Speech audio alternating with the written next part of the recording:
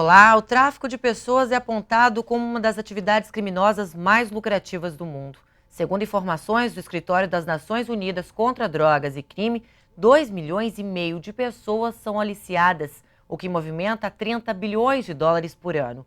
O crime só perde em lucratividade para o tráfico de drogas e o contrabando de armas. Numa lista elaborada pela ONU, com 181 países, o Brasil ocupa a 6ª posição. Para falar sobre esse assunto, Toda Mulher recebe a deputada Inês Pandeló, Michele Gueraldi, advogada do Projeto Trama, e Eric Blatt, delegado federal responsável pela repressão ao tráfico de mulheres no Rio. Deputada, a senhora, como presidente da Comissão de Defesa da Mulher, o que a comissão tem feito para combater esse crime aqui no Rio de Janeiro? Sim. A comissão já fez uma audiência pública sobre o assunto já há algum tempo atrás e tem acompanhado as ações do governo federal.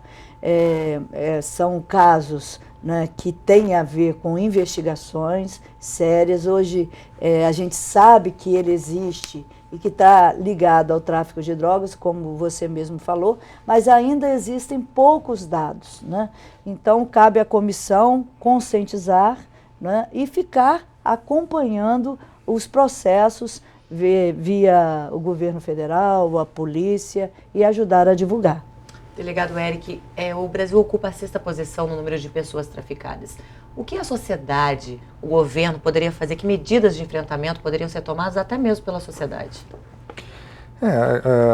A gente só consegue agir normalmente quando tem alguma denúncia, né? Quando a Polícia Federal é instada a se manifestar. E aí que a gente entra com a parte investigativa.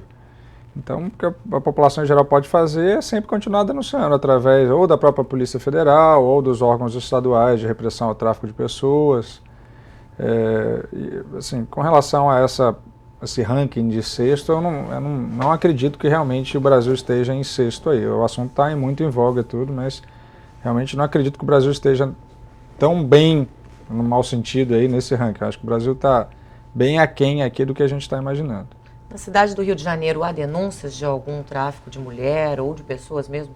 Sim, atualmente na Polícia Federal a gente trabalha com 13 investigações envolvendo tráfico de pessoas, né?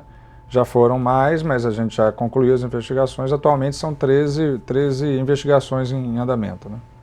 Michele, você como advogada do Projeto Trama, qual é a função do Projeto Trama? Que trabalho que ele desenvolve?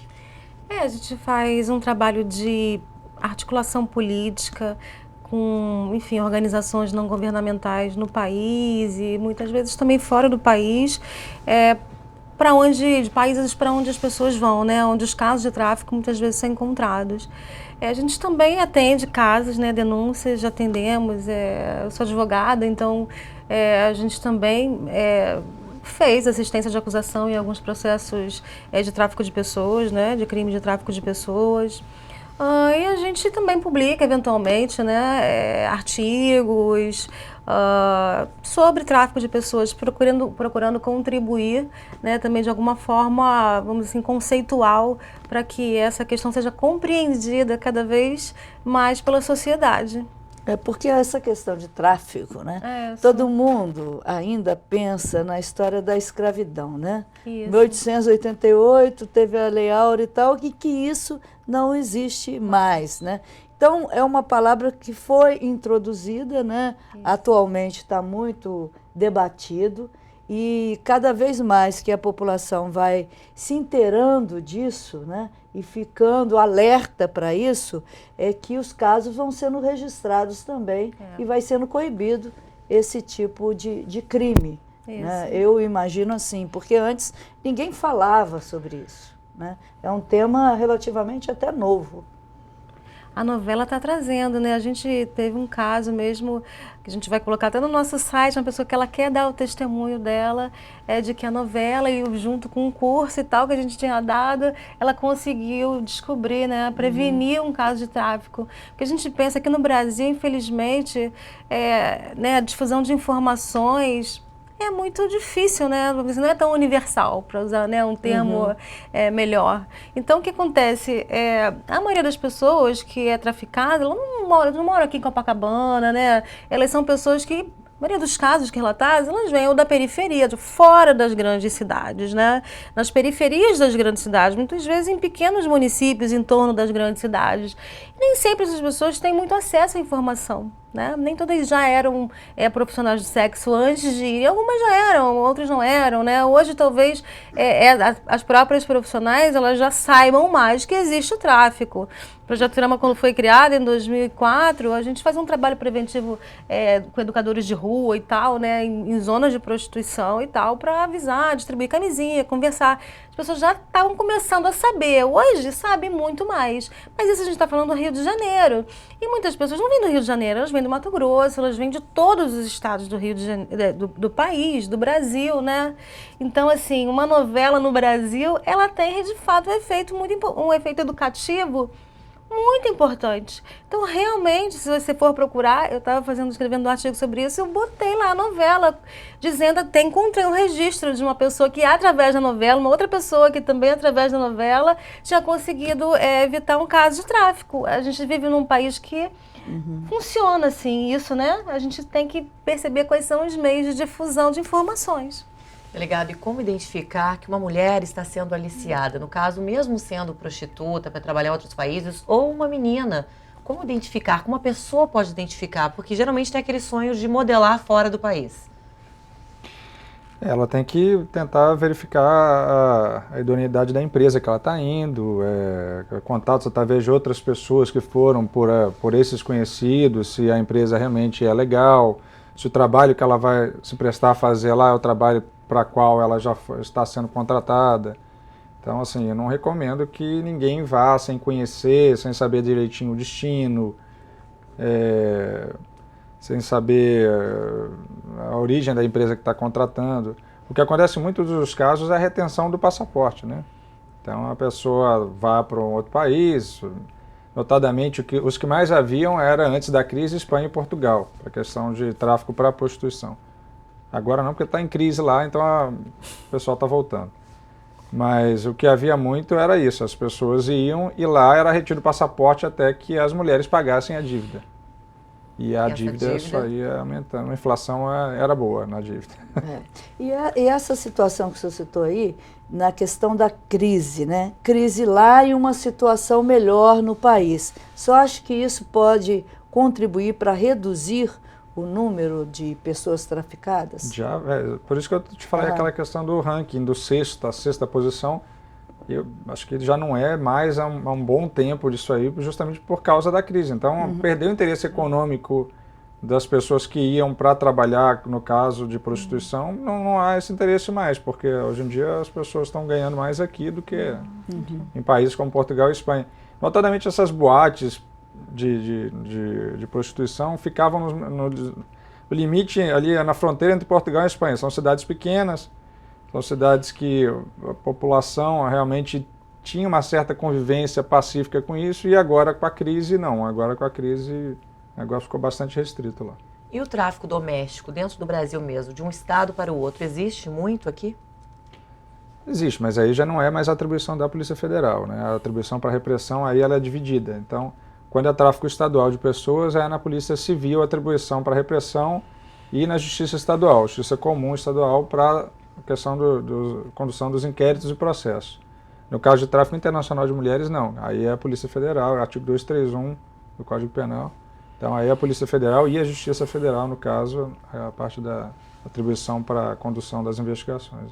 A Michele acabou de lançar um livro falando a respeito do tráfico de mulheres. Queria que você falasse um pouco do livro e saber também se você colocou esse tráfico doméstico do Brasil nele.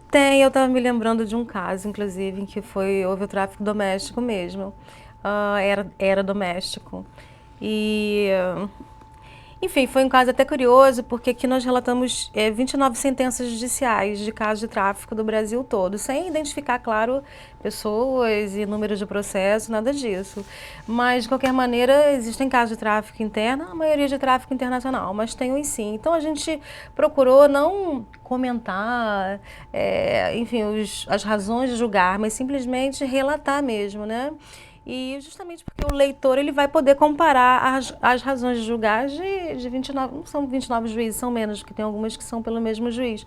Mas, de qualquer maneira, entender, né, como é que o nosso Poder Judiciário está entendendo, está aplicando aí o Código Penal, no caso do tráfico de pessoas, tráfico interno e tráfico internacional. Então, tem sim. Recentemente, inclusive, foram presas algumas pessoas que aliciaram mulheres no Maranhão, levando para São Paulo, numa casa de prostituição. Uma das mulheres denunciou e a polícia acompanhou tanto uma casa onde elas eram obrigadas a ficarem juntas ali, como a boate em que elas trabalharam e acabou prendendo, né, essa turma que fazia esse tipo de crime.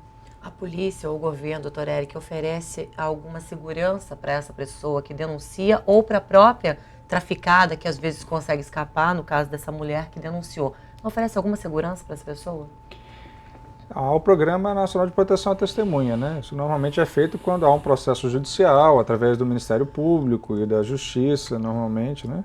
Então, assim, há o Programa de Proteção à Testemunha, mas aí tem que ser feito um estudo, isso é feito através do Ministério Público e da parte do Judiciário. A polícia, às vezes, atua, assim, com aquela relação à proteção à testemunha, provisoriamente, no caso da Polícia Federal e, em alguns casos, as polícias estaduais também. Há muito medo, porque, como foi falado, está muitas vezes ligado também ao tráfico de drogas, né? Assassinatos, a coerção ali, então a pessoa fica morrendo de medo de denunciar, às vezes quer sair, mas a família, né, ser envolvida, ameaçada e até, né, ser assassinada. Então, nessa novela, inclusive, coloca isso. O senhor vê isso na realidade acontecer ou só é uma ficção, essa história do envolvimento da família e do envolvimento da droga junto com o tráfico de pessoas? Bom, com relação à novela, eu não sei, eu não posso falar, mas assim... O senhor não é noveleiro? Não, às vezes até dá uma acompanhada. Assim. Eu estou gostando porque eu já virei até a delegada Elô na Polícia Federal. Mas assim, a questão é com relação aos casos que eu trabalho. Na prática, eu não vi ainda esse problema, acho que não cheguei a ver esse problema. A gente sabe que acontece, em alguns casos é mais aquela... ouvir falar que acontece, assim, agora... Especificamente eu nunca, em nenhuma das investigações que eu peguei, nunca cheguei a ter esse termo de aprofundamento numa função de quadrilha especializada, não. Sim. Não cheguei a pegar isso ainda não. E eu trabalhei com tráfico de pessoas também no Mato Grosso e em Goiás, né? Em Goiás, inclusive, que é o estado, teoricamente, mais envia mulheres para o exterior. Você também trabalhava nessa área de tráfico lá? Então, tudo pela Polícia Federal, né? E, na verdade, há uma coordenação central de defesa institucional em Brasília que cuida dessa parte de tráfico de pessoas, né? Então, a gente tem uma coordenação central e delegacias especializadas, no caso, no estado do Rio de Janeiro é a minha, mas a gente tem nos outros estados da federação também. Ok. Nós vamos para um breve intervalo e já voltamos com Toda Mulher, é só um instante.